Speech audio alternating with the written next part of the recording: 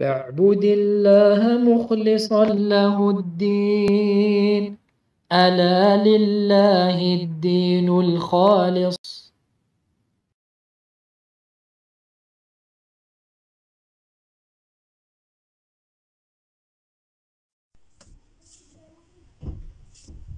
إن الحمد لله نحمده ونستعينه ونستغفره ونعوذ بالله من شرور أنفسنا ومن سيئات أعمالنا. من يهده الله فلا مضل له ومن يضلل فلا هادي له، وأشهد أن لا إله إلا الله وحده لا شريك له، إله الأولين والآخرين، قيوم السماوات والأراضين، وخالق الخلق أجمعين. وأشهد أن محمدا عبده ورسوله وصفيه وخليله وأمينه على وحيه ومبلغ الناس شرعه، لا خير إلا دل أمته عليه ولا شر إلا حذره منه، وصلوات الله وسلامه عليه وعلى آله وأصحابه أجمعين. أما بعد، إخوتي في الله، نواصل دروسنا فيما يتيسر من شرح التمهيد لشرح كتاب التوحيد الذي هو حق الله على العبيد لمعالي الشيخ الصالح ابن عبد العزيز آل الشيخ حفظه الله تعالى. وما زلنا في باب لا يذبح لله بمكان يذبح فيه لغير الله.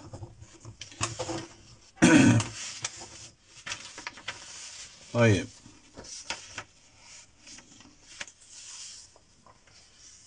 فقال المؤلف رحمه الله في هذا الباب: وقول الله تعالى لا تقم فيه أبدا، الآية.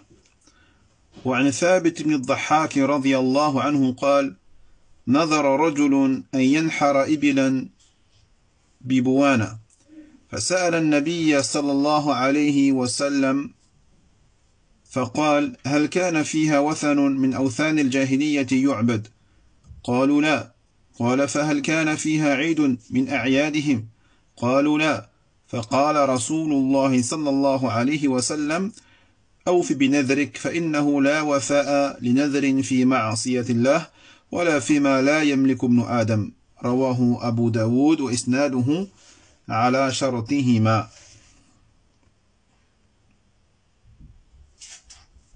طيب، فبإذن الله عز وجل سنذكر المسائل التي ذكرها المؤلف رحمه الله تعالى لهذا الباب. فقال رحمه الله: فيه مسائل. الأولى تفسير قوله لا تقم فيه أبدا. طيب، donc on poursuit Inch'Allah Ta'ala l'explication de Kitab al-Tawhid de Cheikh de l'imam Salih ibn Abdel Aziz al-Sheikh Hafizahullah Ta'ala, et on va terminer Inch'Allah aujourd'hui le chapitre intitulé On ne sacrifie pas pour Allah dans un lieu où l'on sacrifie pour autre que Allah subhanahu wa ta'ala. Et on va évoquer donc ici pour terminer les masail, yani les points essentiels de ce chapitre. Donc il dit l'auteur rahimahullah ta'ala, le premier point, tafsir qawlihi, l'explication de la parole d'Allah jalla wa ala dans le sens du verset: et ne te tiens jamais debout dans ce lieu, yani dans la mosquée de Ad-Dirar, c'est-à-dire la mosquée de Ad-Dirar dont on a parlé yani, donc au début de ce chapitre-là. D'accord? Donc le tafsir, l'explication de ce verset. La taqum fihi, yani, ne prie jamais dedans. D'accord? Donc verset de la sourate At-Tawbah. نعم. الثانية أن المعصية قد تؤثر في الأرض وكذلك الطاعة. Deuxième point, le fait que la désobéissance a un impact sur yani, la terre, c'est-à-dire le lieu ou l'endroit. De la même façon que l'obéissance a aussi un impact sur le lieu et l'endroit. D'accord? Donc on l'a vu par rapport justement au fait qu'il est interdit de sacrifier, d'accord, dans un endroit pour Allah Jalla wa Ala, dans lequel donc des gens sacrifient pour autre que Allah subhanahu wa ta'ala. Donc ça montre que le fait que dans un lieu il y a une désobéissance, notamment ici donc l'association, le shirk, où il y a eu des actes d'association, dans le passé, il sera interdit de faire un acte en apparence qui est similaire dans cet endroit-là. D'accord? Donc le fait de sacrifier pour Allah, ou lorsque les associateurs sacrifiaient pour autre que Allah subhanahu wa ta'ala, également des bêtes, eh bien le rite en apparence était identique. Les gestes, la manière de sacrifier la bête était identique. Seule l'intention était différente. D'accord? Donc le monothéiste, lui, sacrifie pour Allah, alors que le polythéiste, il sacrifie pour une créature. D'accord? C'est pour cela qu'il est interdit donc de faire cet acte-là d'obéissance dans un lieu où justement des péchés ou des actes de désobéissance à Allah subhanahu wa ta'ala sont venus ternir et salir ce lieu-là. D'accord? Donc le fait de faire le même acte d'adoration en apparence est interdit. En revanche, on avait parlé du fait de prier dans des églises. Donc on avait dit que le fait de prier dans des églises était permis, bien que on sait que dans les églises, ils associent Allah subhanahu wa ta'ala. D'accord? Mais le fait que la prière des musulmans est totalement différente de la prière des gens du livre ou des associateurs, eh bien cela fait que il ne peut y avoir de confusion ou d'ambiguïté au niveau de l'acte en lui-même. D'accord? C'est pour cela que cela est permis à condition que qu'il n'y ait pas d'image, de statue à l'intérieur. D'accord? Et également, il dit l'auteur ici, l'obéissance. Donc l'obéissance a un impact aussi sur le lieu, l'endroit. C'est pour cela que, bien sûr, les mosquées sont meilleures que les marchés. D'accord? Pourquoi les mosquées sont meilleures que les marchés? Eh bien, tout simplement, bien sûr, du fait que à l'intérieur, les gens obéissent à Allah subhanahu wa ta'ala en permanence. Bihamdillah subhanahu wa ta'ala. طيب نعم. الثالثة رد المسألة المشكلة إلى المسألة البينة.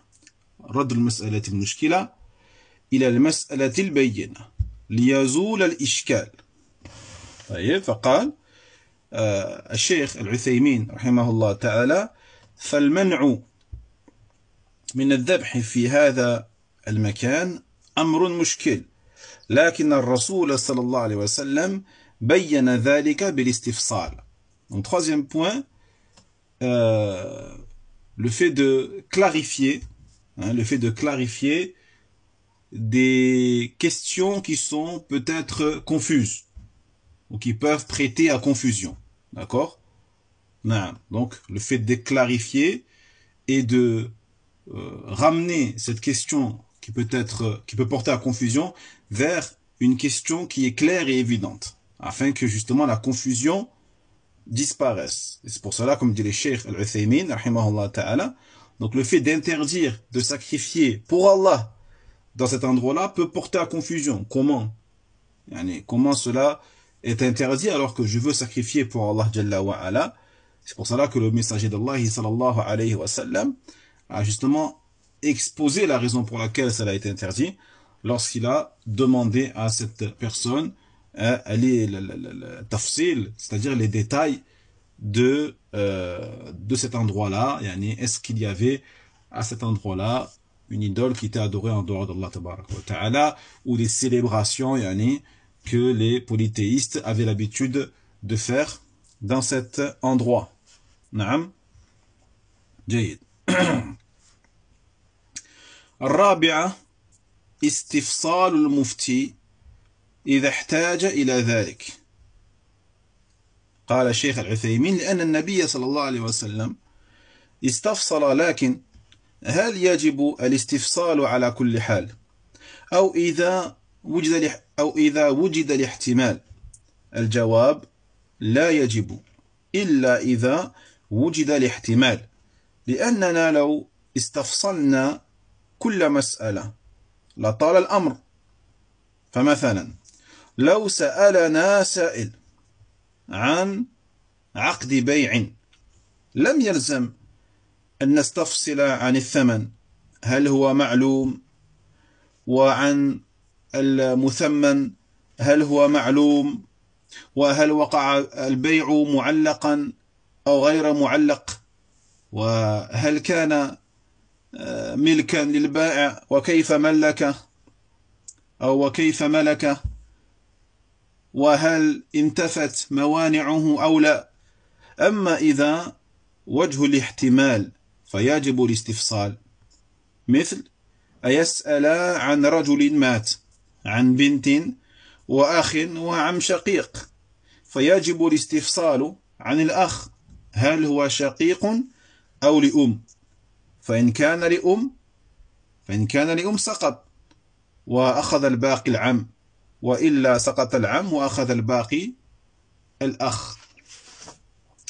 Quatrième point, dit le Cheikh, l'auteur, rahimahullah ta'ala, al-mufti demande ou doit demander des détails quand cela est nécessaire ou quand il en a besoin, d'accord? Donc quand il voit qu'il y a une nécessité à le faire, al-mufti, donc celui qui donne une clarification religieuse, doit demander des détails, ce qu'on appelle al-istifsal. Donc il dit le Cheikh al-Uthaymin, rahimahullah ta'ala, cela car le prophète lui-même, sallallahu alayhi wa sallam, a demandé des détails. Mais est-ce que cela est obligatoire dans tous les cas? Ou cela devient obligatoire seulement lorsque il y a des éventualités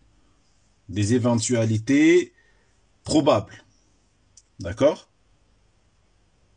La réponse, cela n'est obligatoire que si il y a justement une éventualité probable qui peut, ou qui va changer la réponse du mufti, qui va changer le jugement religieux.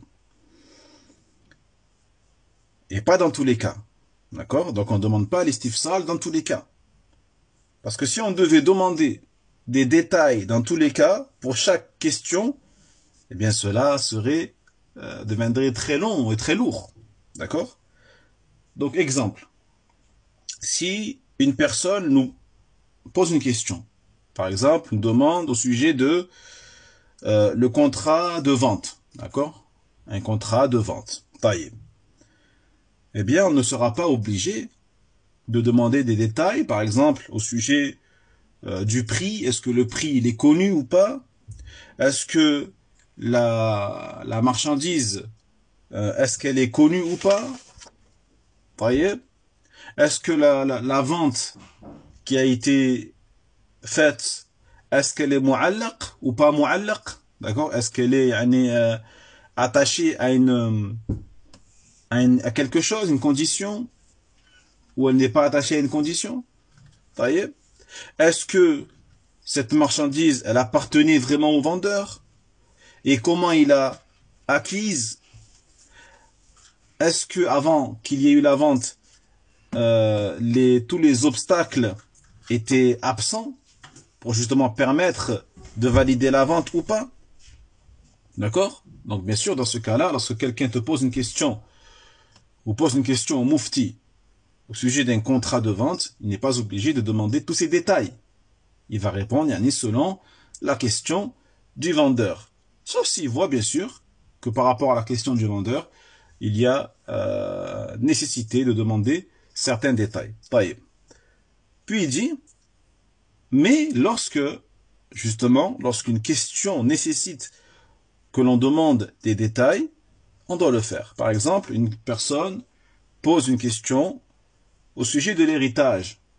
Il dit, voilà, un homme, il est mort, et il laisse derrière lui une fille, un frère et un oncle paternel. Une fille, un frère et un oncle paternel, hein, germain, donc le frère de son père. Taïb. Ici, dit le cheikh, il est obligatoire de faire ce qu'on appelle l'istifsal. Pour quelle raison? On verra pourquoi. Le mufti devra demander ici à la personne, est-ce que le frère, est-ce que c'est un frère shaqiq ou un frère du côté de la mère?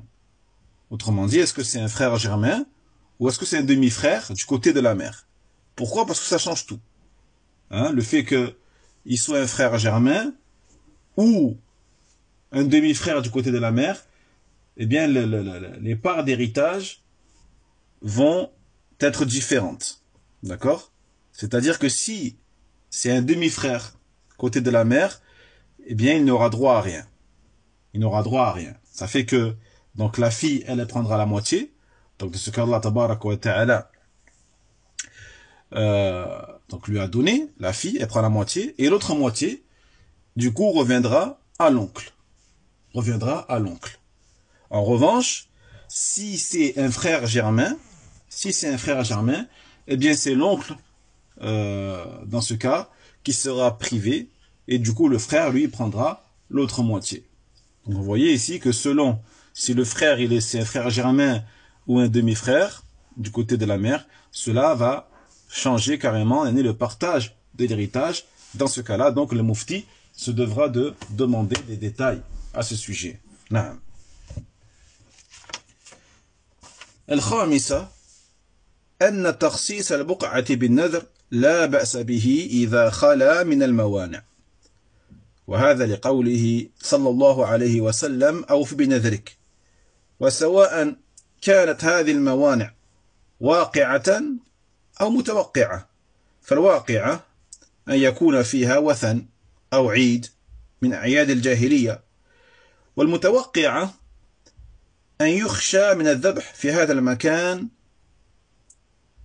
تعظيمه فإذا خشي كان ممنوعا مثل لو أراد أن يذبح عند جبل فالأصل أنه جائز لكن لو خشي أن العوام يعتقدون أن في هذا المكان يعني مزية كان ممنوعا. Cinquièmement, il dit l'auteur, rahimahullah ta'ala, le fait de spécifier un lieu pour exécuter un nadr, un engagement pieux, cela n'a pas de mal. Il n'y a pas de mal à le faire, à condition bien sûr qu'il n'y ait pas d'obstacle et d'empêchement qui rendrait cela interdit. D'accord? Et cela en vertu de la parole du prophète sallallahu alayhi wa sallam qui a dit Aouf bin nadrik. Honore ou respecte ton engagement pieux. D'accord? Mais sinon, si cet endroit-là comporte des choses qui vont interdire eh bien, l'exécution de ce nadr, cela sera interdit. Que ces choses interdisant cela soient des choses qui sont présentes et réelles dans le temps présent ou attendues ou présumées ou probables. D'accord? Donc les choses qui empêcheraient cela dans le temps présent de le faire, qui sont donc concrètes et réelles dans le temps présent, par exemple le fait qu'il y ait dans cet endroit-là une idole, d'accord, qui est adorée en dehors d'Allah tabaraka wa ta'ala et pour laquelle donc les gens adorent et les gens sacrifient pour elle, d'accord, ou des célébrations, des réunions taïeb, que les gens avaient l'habitude de faire à l'époque de la jahiliya. Mais aussi les obstacles ou les empêchements qui sont, comme on dit, mutawaqqi'a, qui sont présumés et probables, et attendus, et prévisibles. Voilà, prévisibles. Par exemple, le fait de sacrifier à cet endroit-là, d'accord, eh bien, on redoute que les gens, surtout ceux qui n'ont pas de science, à cause de cela, vont glorifier cet endroit-là. Donc si on craint cela, s'il y a des raisons légitimes de penser que les gens vont glorifier cet endroit-là à cause de ce qu'on va faire, cela deviendra interdit. Par exemple, si la personne désire sacrifier sur une montagne, donc à la base on a dit c'est permis, à la base c'est permis, mais si l'on craint que les gens de la masse, les gens qui n'ont pas de science, à cause de cela vont croire que cette montagne elle a une particularité par rapport aux autres montagnes, etc., cela deviendra interdit. D'accord? Donc, les obstacles, soit des obstacles qui sont concrets, réels dans le temps présent, soit des obstacles que l'on prévoit. D'accord? Des choses qui sont prévisibles et probables de manière légitime. نعم. السادسة المنع منه إذا كان فيه وثن من أوثان الجاهلية ولو بعد زواله. Sixième point, l'interdiction donc de faire un acte d'adoration pour Allah subhanahu wa ta'ala dans un endroit où il y a une idole, parmi les idoles de l'époque pré-islamique, même si elle a disparu. D'accord? Même s'il y avait même s'il n'y a plus cette idole-là dans le temps présent, mais le fait qu'il y en avait une dans le passé, eh bien cela empêche aussi de faire cela. D'accord? On en avait parlé donc la semaine dernière. Hein. Cela se trouve dans la question du prophète sallallahu alayhi wa sallam qui a dit Hal kana fiha wathanun. Donc il a parlé au passé, il a dit est-ce qu'il y avait dans cet endroit-là une idole. Donc le fait qu'il ait parlé au passé montre que même s'il y avait une idole dans le passé et qu'elle n'existe plus aujourd'hui ou qu'elle n'est plus dans cet endroit-là, eh bien cela reste tout de même interdit. السابعة المنع منه إذا كان فيه عيد من أعيادهم ولو بعد زواله. Et septième point, pareil, sauf que là on parle des Eid, des Ayad, d'accord, des célébrations, des moments où les polythéistes ont l'habitude de se rencontrer, etc., etc.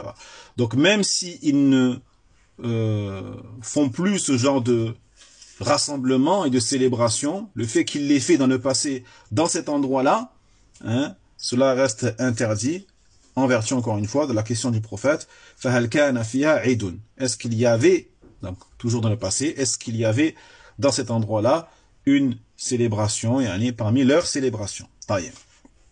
الثامنة أنه لا يجوز الوفاء بما نذر في تلك البقعة لأنه نذر معصية. Huitièmement, il est interdit d'honorer l'engagement pieux dans cet endroit-là, car ce sera un nadr de désobéissance. Car cela deviendra un nadr de désobéissance. Et il est donc interdit, bien sûr, d'exécuter ce genre d'engagement. طيب. التاسعة الحذر من مشابهة المشركين في أعيادهم ولو لم يقصدهم. طيب. وقد نص شيخ الإسلام رحمه الله تعالى ابن تيمية رحمه الله على أن حصول التشبه لا يشترط فيه القصد. هذا الحديث طيب نعم فإنه يمنع منه ولو لم يقصد لكن مع القصد يكون أشد إثما. ولهذا قال شيخ الإسلام محمد ابن عبد الوهاب رحمه الله ولو لم يقصده. Donc il dit ici un point important, c'est le 9e, faire attention à la ressemblance aux polythéistes, notamment ici en l'occurrence dans leurs célébrations, d'accord, dans leurs célébrations, dans leurs coutumes, leurs traditions ou leurs fêtes, même si la personne n'a pas eu l'intention de leur ressembler dans ça, même s'il n'a pas l'intention, d'accord. Donc par exemple celui qui se rend dans un endroit où les polythéistes sacrifient pour leurs idoles lui il y va au même endroit pour sacrifier pour Allah Jalla wa Ala, sans avoir l'intention de leur ressembler, c'est pas son intention. Son intention, c'est juste d'aller sacrifier pour Allah subhanahu wa ta'ala. Eh bien, cela reste quand même prohibé et illicite. D'accord? Même s'il n'y a pas l'intention de ressembler aux mécréants. D'accord? Donc, Cheikh l'Islam Ibn Taymiyyah rahimahullah ta'ala, il dit que la ressemblance se réalisera même s'il n'y a pas d'intention. Il y aura quand même une ressemblance aux mécréants, même si l'intention n'est pas présente. D'accord? Donc, même dans ce cas-là, en l'absence d'une intention de ressembler aux kuffars, aux mécréants, cela sera tout de même interdit. D'accord? Bien sûr, si la personne a l'intention, lorsqu'elle fait cela, de ressembler aux mécréants, cela sera encore plus grave en termes de péché. C'est pour cela qu'il dit Cheikh l'Islam, Muhammad ibn Abdul Wahhab, rahimahullah ta'ala, dans son 9e point ici, وَلَوْ لَمْ يَقْصِدْهُ, même si il n'en a pas eu l'intention. العاشرة لا نذر في معصية. هكذا قال المؤلف لا نذر في معصية. ولفظ الحديث المذكور لا وفاء لنذر وبينهما فرق فإذا قيل لا نذر في معصية فالمعنى أن النذر لا ينعقد وإذا قيل لا وفاء فالمعنى أن النذر ينعقد لكن لا يوفى وقد وردت السنة بهذا وبهذا لكن لا نذر يحمل على أن المراد لا وفاء لنذر لقوله صلى الله عليه وسلم في الحديث الصحيح ومن نذر أن يعصي الله فلا يعصيه. 10e point, pas de nadr, pas d'engagement pieux dans la désobéissance. Comme l'a dit, c'est l'auteur, rahimahullah ta'ala. Mais on a donc un hadith qui vient avec une autre formule dans lequel il dit le prophète sallallahu alayhi wa sallam la wafa'a lin-nadr, pas de respect ou pas d'exécution du nadr. D'accord? Donc entre les deux formules, en vérité, on peut trouver une différence. Dans la première formule qui est la nadra fi ma'siyah, pas d'engagement pieux dans la désobéissance, ou pas d'engagement tout court dans la désobéissance, et dans la formule qui est la wafa'a lin-nadr, pas d'exécution de l'engagement dans la désobéissance. D'accord? Donc lorsqu'on dit on dit la nadra fi ma'siyah, pas d'engagement dans la désobéissance, cela indique que, ou cela indiquerait, entre guillemets, que l'engagement pieux n'est pas effectif de base, il n'est pas effectif, il n'est pas compté. En revanche, si on dit la wafa'a, pas d'exécution de l'engagement dans la désobéissance, cela voudrait dire que le nadr en lui-même, il est effectif, il est pris en compte, mais que malgré ça, on n'a pas le droit de l'exécuter et de le respecter. Pourquoi? Parce que c'est un nadr dans la désobéissance à Allah subhanahu wa ta'ala. Il faut savoir que la sunna est venue avec les deux formules. Avec la formule la nadra fi ma'siyah et l'autre formule la wafa li ma'siyah. La wafa li nadrin fi ma'siyah. Pas d'exécution dans la désobéissance, yani pour le nadr dans la désobéissance. Jayid. Mais donc, vu qu'on a les deux formules qui ont été rapportées du prophète sallallahu alayhi wa sallam, on dira que la nadra, yani pas d'engagement pieux, signifie donc, ici le sens, c'est quoi? C'est qu'il n'y a pas d'exécution. Le fait d'exécuter ou d'honorer ce genre d'engagement dans la désobéissance à Allah subhanahu wa ta'ala sera interdit. D'accord? Et ça, on le voit clairement, comme on l'a dit la semaine dernière, dans la parole du prophète, sallallahu alayhi wa sallam, dans le hadith authentique, où il dit « وَمَنْ نَذَرَ أَنْ يَعْصِيَ اللَّهِ » Celui qui s'engage à désobéir à Allah subhanahu wa ta'ala qu'il ne lui désobéisse pas. Donc cela nous montre, par rapport à cette parole-là, man nadhara an ya'si Allah. Ça nous montre que le nadr, même dans la désobéissance à Allah subhanahu wa ta'ala, il est effectif et il est pris en compte. Et comme il est pris en compte, et que la personne n'a pas le droit de le respecter, il faudra donc qu'elle fasse ce qu'on appelle une kaffara, c'est-à-dire une expiation. D'accord? أخيرا الحادية عشرة لا نذر لابن آدم فيما لا يملك يقال فيه ما قيل في لا نذر في معصية والمعنى لا وفاء لنذر فيما لا يملك ابن آدم ويشتمل ما لا يملكه شرعا ولا يملكه قدرا. طيب. Et 11e et dernier point, il dit l'auteur rahimahullah ta'ala, pas de nadr, d'accord, pas d'engagement pieux, religieux, pour l'enfant d'Adam, l'être humain, dans ce qu'il ne possède pas. Dans ce qu'il ne possède pas.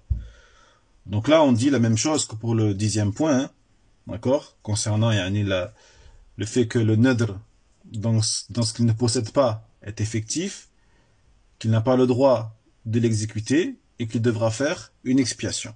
D'accord? L'expiation du serment, c'est la même. Mais le sens ici de la parole du prophète sallallahu alayhi wa sallam, la wafa li nadrik, c'est-à-dire pas d'exécution. On n'a pas le droit d'exécuter un nadr dans ce que la personne ne possède pas. Et cela englobe la non-propriété religieuse et la non-propriété ou la non-capacité qadaran, au niveau de la création et de la prédestination d'Allah subhanahu wa ta'ala. Autrement dit, je m'explique, lorsque on dit dans ce que l'enfant de Adam ne possède pas religieusement, par exemple, quelqu'un dit, moi je m'engage pour Allah d'affranchir l'esclave de mon voisin. C'est pas son esclave, d'accord? C'est l'esclave de son voisin. Donc, il ne peut remplir cet engagement-là, car cet esclave ne lui appartient pas. Donc du coup, là, il aura fait un nadr dans ce qu'il ne lui appartient pas religieusement.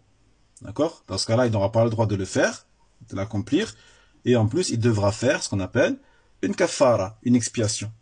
Taïeb. Mais également ce qu'il ne possède pas, ou ce que Allah tabarak wa ta'ala ne lui a pas donné. Concrètement, dans la réalité, réellement. Par exemple, quelqu'un dit, je m'engage pour Allah de voler avec mes mains. De voler, aller dans les airs comme un oiseau, avec mes mains. Là, il aura fait un engagement dans ce qu'il n'a pas et dans ce qu'il ne peut pas faire, réellement, concrètement, par rapport à ce qu'Allah tabaraka wa ta'ala lui a donné comme capacité réelle. Jayid. Donc, dans les deux cas, cette forme de nadr, bien sûr, est interdite et la personne devra faire une expiation. Wallahu ta'ala a'lam. Naktafi bihada inshallah ta'ala. والعلم عند الله وآخر دعوانا أن الحمد لله رب العالمين وصلى الله على نبينا محمد وعلى آله وأصحابه أجمعين وسلم تسليما جزاكم الله خيرا والسلام عليكم ورحمة الله وبركاته.